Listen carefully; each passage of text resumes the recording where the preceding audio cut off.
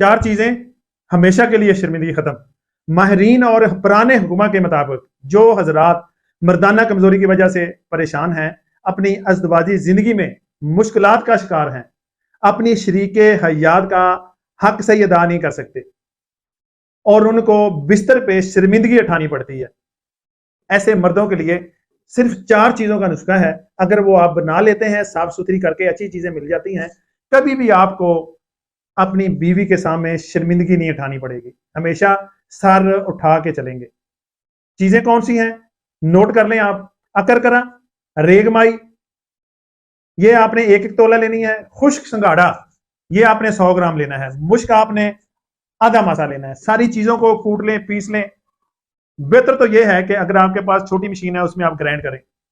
सफूफ बना लें, सूप बना के जार में सेव कर लें, सुबह शाम 1-1 टीस्पून नीम गर्म दूध से खाएं। बेहतर है अगर आपको शुगर नहीं है तो 1.5 पाव खालस छोटी मक्खी का शहद ले लें, उसमें ये चीजें डाल के मजून बना लें, सुबह शाम 1-1 चम्मच खाएं। इससे इंशाल्लाह आपको कभी शर्मिंदगी नहीं होगी। बहुत ही आसान और बहुत ही ताकतवर और बहुत ही अजमुदा नुस्खा है ये। वीडियो को प्लीज शेयर कर दिया करें, बड़ी मेहरबानी आप लोगों की। किसी भी मशवरे के लिए इस मेरे व्हाट्सएप नंबर पे मुझसे कांटेक्ट कर सकते हैं।